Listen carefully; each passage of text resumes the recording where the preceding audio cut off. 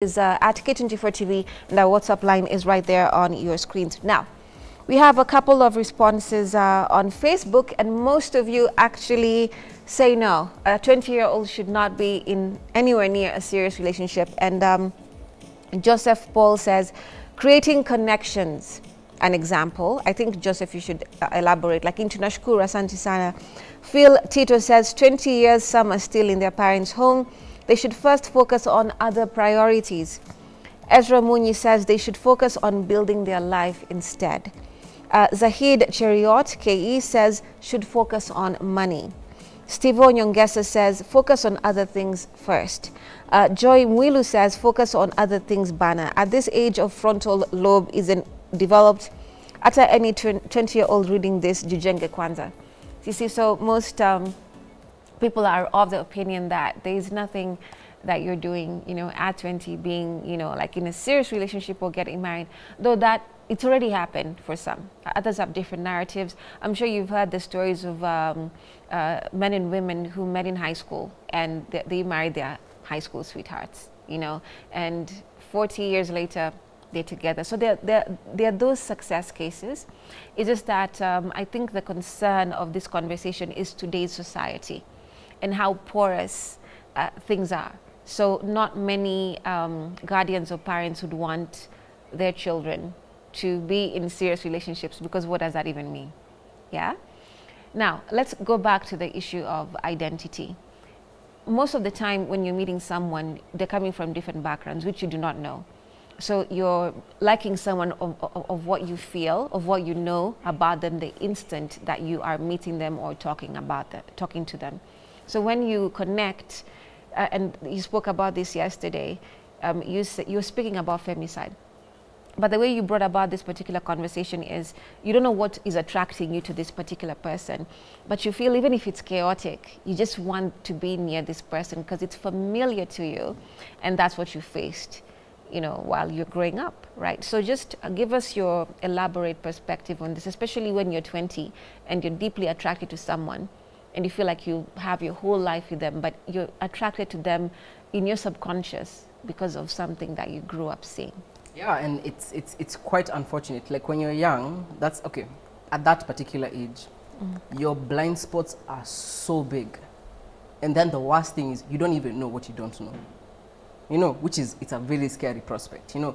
And unfortunately, we live in a world where society does not feel the greatest about women right now. You know, so especially for young ladies in the dating scene, it's not a matter of getting your heart broken. Your life could literally be in danger, you know, because at the end of the day, you have to like acknowledge that there's a whole group of men who, at whatever age group, they have this tendency of looking for women who are young. You know, they are aware of the blind spots that you cannot see yourself, you know. And you have to, as you said, like, to just deeply emphasize on that point, right? Whether you like it or not, you run towards the familiar. Whether it's chaotic, whether it's peaceful, regardless of how that looks like, you know. And being in a situation where you're so unaware of your blind spots, it just puts you at risk. It puts you at risk. And that's a time where you sit down and work through that, because whether you like it or not, you will be attracted. You want to form these connections with people. You want to be in a place where you feel seen, you feel heard. And that's not something that it takes charge now when you're 25 or 27. It happens from as soon as you know, oh, by the way, they're girls, they're boys, I like girls. You know what I mean? Like the moment you're able to recognize your attraction to the opposite gender, you realize, by the way, this is how I'm craving for this, you know. So at the end of the day, it is something that during that time, you should take that time to prepare. If that's something important to you, you should prepare for it, because it's unfair to tell young people not to focus on relationships, focus on other things, yet relationships make up such a big part of our lives, even in the future. You know, yeah, that's my take on it. All right. And like he said, these people who prey on you, they know what you don't know, and they, you know, take advantage of it. Exactly the situation where when you're young, you don't know yourself, you see? So if you don't know yourself, that means you're prone to going for just anything. But the moment you learn yourself, you get an identity of who you are, what you stand for, who you want to be in future, then you'll be going for better than what you were getting before. So hence why I'd advise a girl who is at like 18, 19, 20, until 23, just, I know it's hard not to, you know, fall into, guy, he likes me, guy, he took me on a date. yes, go on those dates, eat, but don't Keep it your light. all. I know, Keep just it light. can you chill? You know, like know yourself. Is this a character I'd endure for the rest of my life? Is this something I want? Is this the looks that I'd wake up in the morning and see every day and be okay with? You know, and that will make you understand exactly what you want. I feel like people just go for things because, guy, I don't know if I could get better, so let me chill with this one. You know, they're fearing that they might not get more than whatever they're getting right now. So the moment you know yourself and you identify yourself as like wewe ni nani, then you are likely to, you know, get better in future. You know, the issue of worth and value can be very complicated. It's simple, but it has a lot of twists and turns, because depending on where someone is in their life, even if it's a young person who's grown up in, you know, not a very privileged background, in poverty, they're facing different things. So worth can be attached practically and literally to things. Or sometimes they're pushed by their guardians or even, unfortunately, parents to get into some businesses. Like what you said, you know, either stealing, prostitution, and other things. All for them, it's a reality that I have to do these things to be more, to, you know, even get someone. So the reality of them getting someone better is not what, you know, like a normal teen, quote unquote, and I said that very sensitively, would actually imagine, you know, their life would be. So when someone is in such a scenario, and I know it can be quite complicated, how can we simplify how to look at worth and value in just human terms when we're thinking about relationships here? For that person who may find themselves in that situation, if I were to speak to them, what I would say is quite simple, right? Mm-hmm. We don't get to choose the cards that we're dealt. But at the end of the day, what we do with those cards is what matters, right? If you find yourself in a bad situation, for instance, right, there's no sugarcoating that it will get to a point where a difficult decision will have to be made. You know, because one thing that that person needs to like really sit down with is who you are is way more valuable than all these things maybe the situation is forcing you to do. And doing these things, even though it might temporarily solve some problems, it will create larger issues down the line. Far much larger issues down the line. You will struggle with your mental health, you know. So at the end of the day, you will get to a point where a decision has to be made. It's not gonna be easy, you know. But at the end of the day, that decision will only be difficult, right? If you're struggling to understand the fact that who you are matters way more than what you do to earn a living, who you share yourself with. Because at the end of the day, who you share yourself with, it's the most optimum experience is for you to be in a place where you can be yourself. Another person can be yourself, and you're just doing life together. You know, but before you get there, it's okay to say, you know what, at this moment in time, afadhali niende niuze njugu kabla nifanye ABCD. Afadhali niende nifanye ABCD before I get to that point where I am trading who I am to get a meal. You know, it's unfortunate they find themselves there, and I empathize, but you're worth more. I'd say see yourself. Like, you know, when you're in that situation, you can't see your worth, you can't understand, you can't know better for yourself. You just need to sit down and stop caring about this other people on the side, yeah? And I know it's hard. It's going to be really hard considering your background, considering your upbringing and all that. But you need to see yourself first, see what you're capable of. And at the same time, you see, when I look at someone, I look at a prospect, yeah? And I think, oh, this one really looks good. He is well maintained. Why do I think that person is worthy? Because he has worked on himself. She has worked on herself. So if you do the same, your sense of worth will shoot so high. Just let everyone go and make sure you clean up. Make sure you take care of yourself, self-care, go on a spa date by yourself, you know, read books, make sure your mind is sharp, and trust me, self-worth will come by itself. I see. Yeah. Now, let's take a look at norms and societal, you know, influences from the Western world and right here. So, according to you guys, what are some of the things or fads no one should be following, you know, right now, so that I think I saw this thing on social media called what, sprinkle? Oh, yeah. Oh, I did see and that. drizzle. Yes, you know, like to get and like these are young people, you know, like you sprinkle what, like to get in a relationship what, you know. So there's so many fads on what you do, you know, the advices on the internet from young people to more young people. Like this, they're experts like everywhere. Yeah. Yeah, so what's your perspective? Well, okay, one thing I will say is at the end of the day, every single person here is on their own individual journey. What works for other people might not necessarily work for you. That's the first thing. Secondly, and this is something I really like to emphasize, people have been dating since we were in caves. It will not stop with our generation. It's nothing new. You know, we might like to sit down and catastrophize our generation. We might like to sit down and say, you know, relationships, they have been working and they will keep working. We're not the first, we're not the last. Our parents, even though it was whatever it was, if it was a messy situation, it worked. We are here. Yeah. You know. It is what it is. And second, like, and finally, to like just emphasize on, like, we have lost perspective on what time does. We are in a hurry. And if you ask yourself, you're in a hurry to go where? You know, take your time with these things and just go on your own journey. Everybody else is doing their own thing. Trust me, no one is looking at you like, oh, maybe I should aspire. No, just do your own thing, whatever works for you at whatever stage of life you're in, and just be honest with yourself. Yeah. Okay. I think the sprinkle and drizzle thing, yeah, it comes from the fact that, you know, they're telling you not necessarily go for the money, but go where you're treated right, go where a man would spend on you, because really and truly, a man would not waste time with a woman he likes or he loves. He would run. And the moment you see your man is not running towards you, hey, can you leave? Because it is how men are wired to be. They go for what they want. They chase what they want. And people might assume sprinkle is, you know, you need to take the money, it's not like that. They're simply trying to tell you how the situation of the gender differences is, you know. A woman is there to love.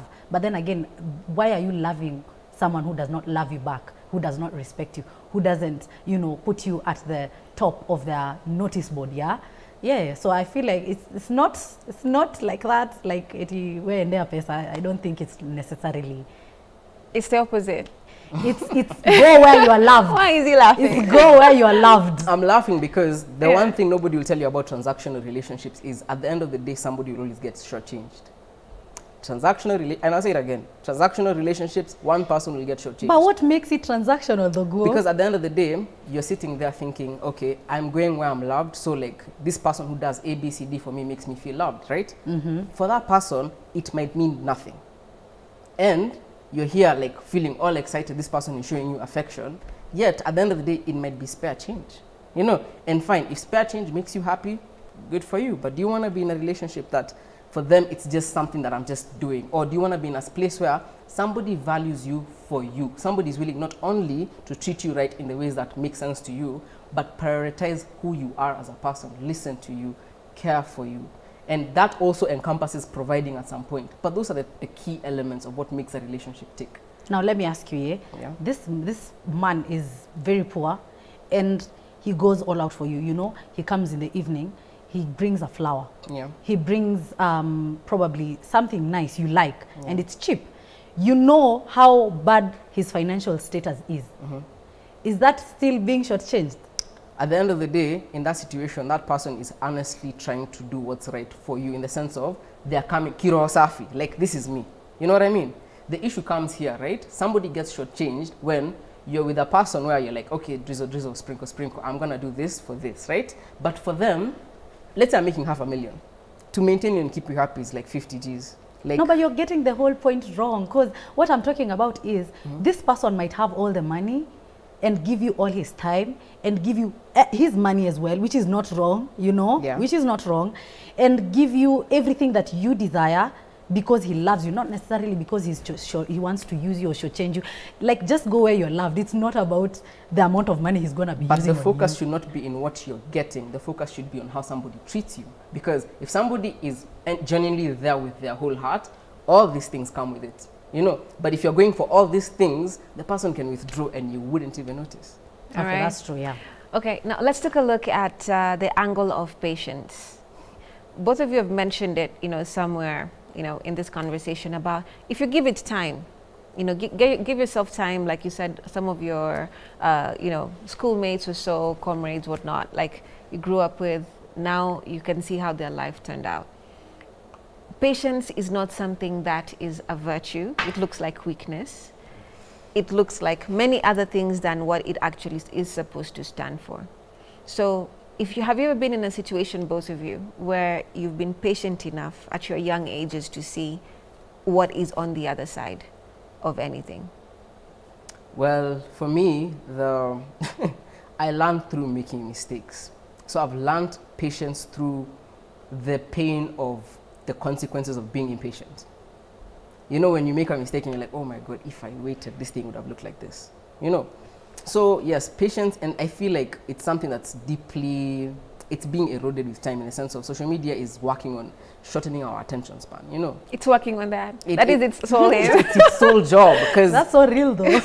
content is getting shorter, and it's rapid, you know. And at the end of the day, you'll even have those conversations, and somebody will be like, make your video this short, and know, people attention span. Exactly. Otherwise, I'm not gonna watch. Exactly. And you find people in relationships like, no, I've been engaged to this guy for 4 years. This relationship is going nowhere. And it's like, okay, if you genuinely wanted to spend the rest of your life with this person, what is 4 years?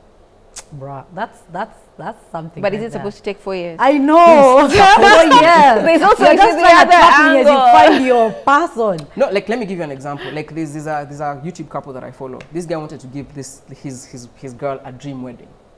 It took him 3 years to save for that. Right? Talk to me about it though. Don't just... No. But at the end of the day, let's say for instance, right? You know, you two have decided we are going to spend the rest of our lives together. Because let me be very honest with you, marriage will not guarantee you that. That certificate means nothing. They're divorce lawyers. Hey, it's better than being a baby mama though. But what guarantees you will not be a baby mama regardless of the marriage? Like, at the end of the day, it's about sitting down with a person and be like, okay, fine, I trust this person to be like, whatever you're saying, you're not lying to me. We are in this together, we're going to figure this out, you know. And that will take however long it takes. Because Rome was not built in a day, and this supposed thing. But it is dependent on the conversation, like the communication, between the two, yeah. That's true. Is that what you mean? Exactly. Okay. I feel like people are in relationships with people they don't trust. So you're hoping that if I have to tie this person down, I'll start feeling more secure. He seems to have hit a nerve. Natasha, did he hit a nerve? Why would you think you're in a relationship with a person you don't trust? Because the person made you have trust issues about them. Like, you must have done. How can I just not trust you out of nowhere? Valid. Issues. But why stay? Like, you know, the elements that make a foundation work, right? Yeah. There's love, there's trust, there's understanding, you know, and there's respect. When one of those like pillars is not there, the relationship will suffer. But Natasha, if you look, according to his point, if you look around social media, most of the conversations are highly negative, right? So there seems to be a very big form of distrust. So it is not in a vacuum in the same breath. So it feels like there's no other person you can get apart from this individual, but you don't trust them. I feel like once the relationship is put in a position where trust isn't there, leave. Just leave. Because it's either you'll die of stress or you die of a disease because he proved you right. That's facts. And honestly speaking, we hate to hear this word, right? But trust is built. Yeah. Trust is built. Yeah. It's something you can work on. You don't have to necessarily leave. It's something you can address. Oh, really? It is. But you know, you cannot make me, like, it, unless I'm traumatized or I have some major issues behind me, there is no way I'm just gonna start not trusting you. You must have done something to make me not trust you. There's no way I'm just gonna pull up in the morning, I just wanna see your phone. There has to be a reason. I saw a text yesterday night. Now open your phone, there's something I wanna see. But I've actually seen social media having such an impact on how people behave to the extent where you're completely loyal, but somebody has been fed, they're feeding themselves so much negative content on relationships that, like, there is no way that this person went to sleep at 8 p.m. They must be sleeping with someone else. Now that is an insecurity, not Most really people a So trust should issue. anyone, and I mean anyone, even now, but our key age group here is 20. Let's stick to that. I'm also telling myself, because this could be a wider conversation. True. As I'm asking questions, no one should be in a relationship when you're that insecure, for that matter. Yeah. Right? Yeah. Because I don't think the issue of trust is open, like, it's just an open-ended thing. It's a very core thing. So, and that comes from a different place. So you can be, for example, with anyone, but then the insecurity issue is quite big. So no one should be I'm in a relationship when they're that insecure. Yes, I feel like you shouldn't be in a relationship when you're insecure, because you're gonna push the person away. Because in a way, I'm gonna be dealing with you telling me, don't go outside, you know, don't wear that. You know, you're limiting me from leaving because you are insecure. You must be insane. No. These are things people, most of the times, when you're alone, you don't even realize you're insecure because no situation has come up to bring that element out of you. Half of the time, people find these things out when you're already in a relationship. And for those people, these are things you can work on, because trust is built on truth. Have consistent truth, and trust is built on that. It's not that complicated, but it's something, as we said earlier, that requires time. And time is a thing that our heads have not wrapped our heads, like we've not wrapped ourselves around that thing. Like, listen, if this person, it takes me like a year for me to like build the trust that will vanquish my insecurities over time, and this person is okay having that conversation with me, I see nothing wrong with that. So at the end of this, rather as we're coming to a close of this conversation, when you're very young and you're having to deal with all the issues we've spoken about here, how it changes you, how you have to, you know, put a good portion of your time, you know, in mental space into checking on your partner. You have to basically be alive to their needs, their wants, and everything. It does waste your time. Can we say it wastes your time? Or how do we put this all into perspective? Why are you smiling? I don't think it's ever a waste of time to invest in people. When you're in a relationship, it doesn't feel like it's something you have to do. It feels like something you want to do, and it does something for you, you know. So if you do find yourself in a situation where you're falling for somebody and you're really young, you don't have to date them. Give it time. If they're the right person, 5 years down the line, they'll still be the right person, you know. And at the end of the day, it's okay to admit that. Idealistically or realistically? Oh, idealistically, I'll have to say. Because you see, someone can also say what you said earlier on in the conversation, which is the romantic nature or romanticizing things. You know, the way sometimes you have on social media the nostalgia of something you've never lived, but then you have a soundtrack to it. Okay, we've come to the end. I'm seeing my director, you know, telling me it's, you know, instead of the conversation. But Lupian says, hello, being in a serious relationship at the age of 20 is not a problem. Instead, the important thing is getting the right partner, because you can still be at 25 and still have someone you can't grow with. And then Anonymous here says, at that age, as youth, focus on your future first. Chariot says, at 20 years, it's all about fantasy. That's where heartbreaks occur the most. All right, so guys, I should have, okay, 2 seconds, I will be killed. Yeah, I feel like it's a waste of time, because unless you have something important to work on, then unless you have, then you're gonna give it, you know. You work on yourself, ladies. All right. Yeah. Okay. Don't date when you're 20. Thank you. Relax. Yeah. Relax. Okay. All right. Fine. So we've come to the end of our conversation. Thank you so much for staying with us on this Wednesday, where we're speaking about, of course, your heart matters, relationships. Our guests today have been Natasha Nusim. She's a digital creator. And of course, we have Togo, also known as Rick. He's also a digital creator. Thank you so much for staying with us. My name is Remmy Majala. We'll see you again tomorrow.